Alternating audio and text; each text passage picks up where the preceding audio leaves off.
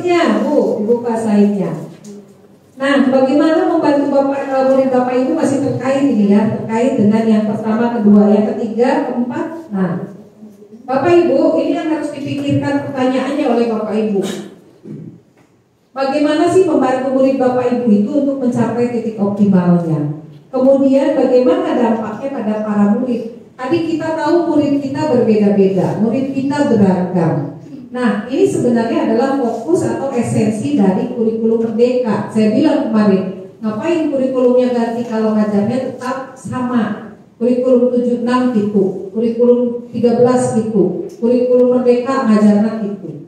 Nah, yang menjadi kurikulum Merdeka adanya diharapkan bahwa Bapak Ibu itu memiliki perbedaan dalam mengajar, terutama untuk mewadahi kebutuhan murid. Tadi sudah dibilang oleh Bu Ilha, mewadahi kebutuhan muridnya seperti apa supaya mereka mampu mencapai titik optimal. Titik optimal orang-orang kan beda-beda juga ya. Pak Asep juga tadi menyebutkan ini kemampuannya segini, ini segini. Itu titik optimal anak beda-beda.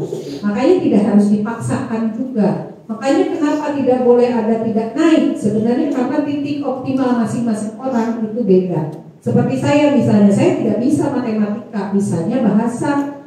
Tidak bisa dipaksakan matematikanya harus mencapai titik optimal saya ya bisanya setengahnya ya. Nah seperti itu kira-kira. Ini disadari betul oleh pemerintah bahwa mewadahi perbedaan atau diferensiasi ini melalui pembelajaran yang disebut pembelajaran berdiferensiasi. Bukan pembelajarannya yang membeda-bedakan, tetapi bagaimana Bapak Ibu guru mewadahi, memfasilitasi, membimbing, mendampingi anak yang berbeda itu supaya mencapai titik optimalnya. Tadi ada yang sudah dilakukan Pak Asep dan Bu Milha sudah benar, ya sudah dilakukan, juga dibimbing. Tetapi ada hal lain yang juga harus Bapak Ibu ketahui untuk mewadahi anak dalam diferensiasi pembelajaran itu. Berikutnya Bu, mungkin hanya diferensiasi prosesnya aja, metodenya yang kita gunakan. Mungkin diferensiasinya hanya di materinya aja. Mungkin juga di pas penilaiannya saja atau di produksinya. Boleh, karena kita bukan manusia yang sempurna, ya. Pasti akan ada kekurangan. Syukur-syukur bisa tiga-tiganya, tapi kalau tidak pun, yang penting tadi salah satu ciri kita sudah membuat pembelajaran berdiferensiasi, misalnya tadi dengan metode yang kita gunakan, dengan media yang kita gunakan, dengan materi yang kita diferensiasikan, itu saja sudah tercirikan. Karena saya masuk juga ke kelas lain, Bapak Ibu guru, saya masuk supervisi ke kelas lain, ada guru yang nggak bawa materi, nggak pakai media, nggak pakai metode, ya ikutin aja. Iya, nggak pakai infokus misalnya. Ngobrol deh, budak-budak tuh, budak kan tundukan ya. Tinggalin budak PBBT, terpaksa we budak pada cicing kayak ada kepala sekolah. Padahal dalam hatinya saya tahu dia bete banget gitu. Nah itu kalau gurunya udah wah ibu bawa media apa anak-anak udah senang bawa gitu kan. Udah penasaran itu udah diferensiasi sebenarnya, udah mengundang penasaran. Assalamualaikum warahmatullahi wabarakatuh. Waalaikumsalam warahmatullahi wabarakatuh. Jangan lemes ya. Mana suaranya?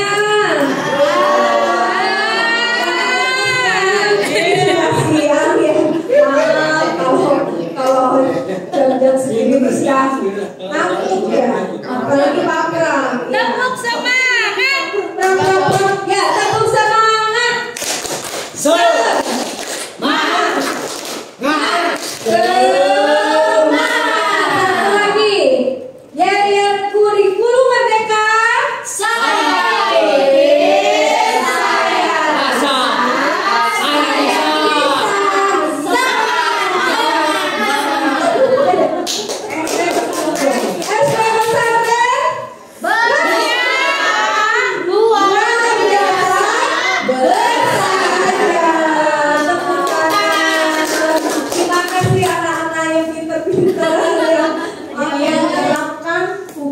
Simbol-simbol Pancasila di lingkungan keluarga dan sekolah dalam kehidupan sehari-hari. Ya, itu saja analisis CP dari pasal 3. Ya, tepuk tangan. Kamu kocak. Gejak, gejak, gejak, gejak, gejak. Tepuk apa lagi? Tepuk jempol. Jempol, Jempol kanan. jempol kiri, 2 jempol, Satu. Nah, itu namanya tepuk jempol. Baru lagi ya. Tepuk jempol. jempol kanan, jempol kiri, 2 jempol, 1. Nah, ya, oleh. Oleh tepuk jempol. Baik, Bu Sri tadi ke atas dulu, Bu. Naik. Ya tadi CP-nya Pancasila, elemennya Pancasila, pendidikan Pancasila, elemen Pancasila. Kemudian CP-nya sudah kelihatan tadi ya, Bu Sri, mengenal untuk kompetensinya, menceritakan, mengidentifikasi, menjelaskan dan menerapkan. Nah kemudian untuk materinya, kita lihat materinya, mungkin ada koreksi di materi sedikit, Bu Sri. Simbol dan nilai-nilai Pancasila. Simbol dan nilai-nilai Pancasila.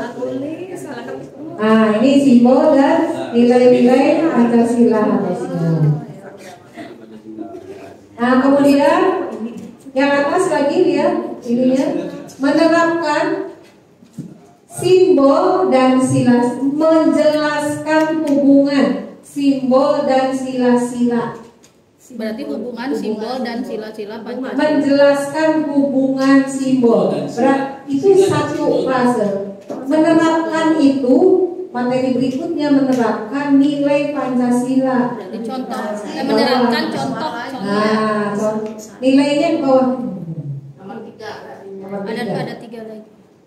Nah, itu 3. Contoh di Nah, ini saya dihapus. depannya contoh.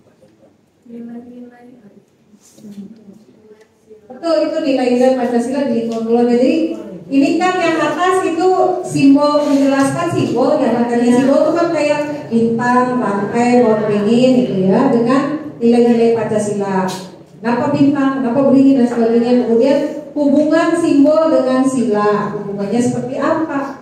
Maksudnya hubungan itu kan, kalau bintang itu sila pertama, kalau rantai persatuan sila ketiga, eta rantai 5. Nah yang kedua, contoh nilai-nilai Pancasila di lingkungan beda lagi, ya.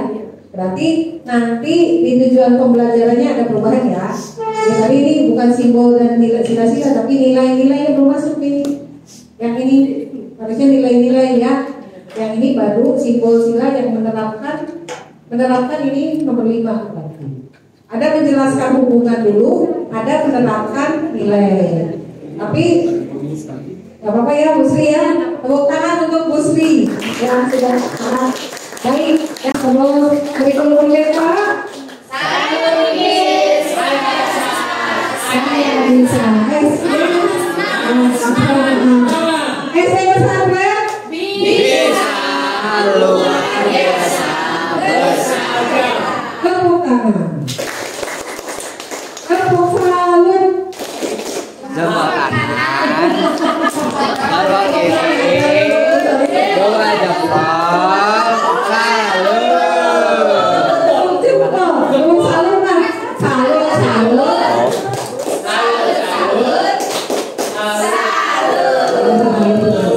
Terima kasih. Maka Bapak Ibu saya sudah tutup dengan salam.